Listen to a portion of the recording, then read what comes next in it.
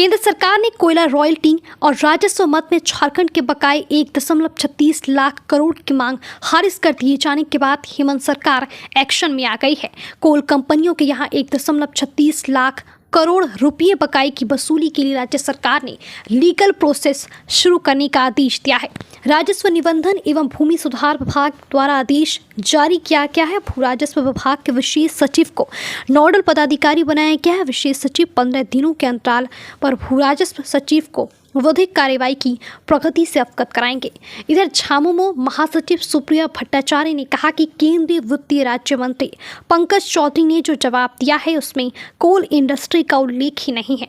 चौधरी ने चालाकी से 2021-22, 2022-23 और 2023-24 के GST central assistance special assistance का डेटा बताकर बकाए से इनकार कर दिया है।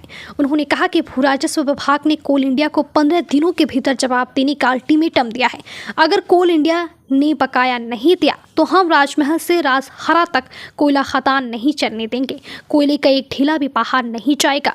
हम बकाया छोड़ने वाले नहीं हैं। उन्होंने कहा कि भाजपा के मंत्री सांसद आज कहाँ हैं। सुप्रिया भट्टाचार्य ने कहा, हमने बता दिया है कि किस मत में कितना बकाया है। उन्होंने कहा कि मुख्यमंत्री हेमंत सोरेन द्वारा प्रधानमंत्री मोदी को लिखे पत्र में इसका पूरा डिटेल है।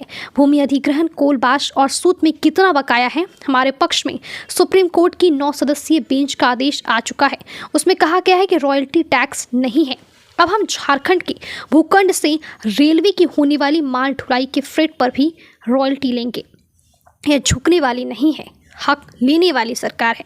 जिन निजी कंपनियों को झारखंड में कोयला खदान मिला है वे पहले राज्य सरकार का पैसा जमा करें, फिर फावड़ा चलाए, नहीं तो सब बंद होगा। मुख्यमंत्री हेमंत सोरेन ने कहा कि हमारी मांग जायज़ है। राज्य के भाजपा सांसद भी बकाए की मांग के लिए केंद्र और संसद में आवाज़ बुलंद करें। मंगलवार को सोशल मीडिया पोस्ट में उन्होंने लिखा कि भाजपा सांसदों से उम्मीद है कि वे आवाज़ बुलंद करेंगे। झारखंड के विकास के लिए यह बेहद ज़रूरी है। इधर राज्य सरकार 20 दिसंबर को राजस्थान के जैसलमेर में राज्यों के साथ केंद्रीय वित्त मंत्री निर्मला सीतारामन की होने वाली केंद्रीय प्री बजट मीटिंग में भी इस मांग को उठाएंगे।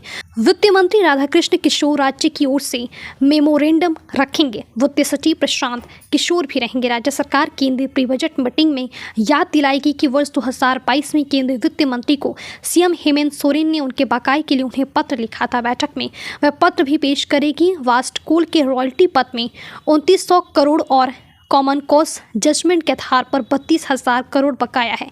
इसके अलावा सरकारी ज़मीन का अधिग्रहण मद का 1.01 लाख करोड़ का बकाया है। राज्य सरकार का स्टैंड है कि झारखंड में कोयले का उत्खनन एक महत्वपूर्ण अधिक गतिविधि है जिससे केंद्र सरकार को भारी राजस्व की प्राप्ति होती है।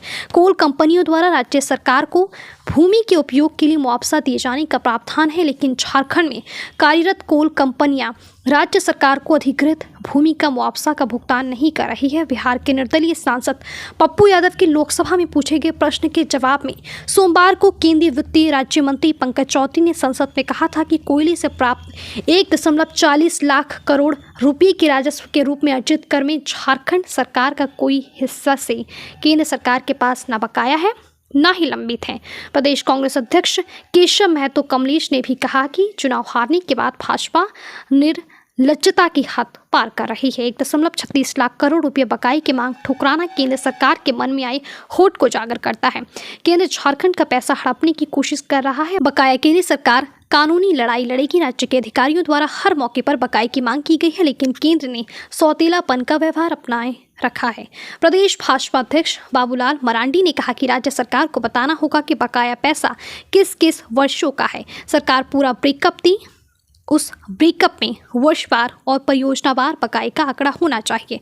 अगर आंकड़ा सही हुआ तो हम भी केंद्र पर दबाव डालेंगे कि वह भुगतान करे। सरकार चाहे तो अखबारों में ब्रेकअप को छपवा सकती है। ऐसा हुआ तो सभी जान जाएंगे कि सही में बकाया कितना है।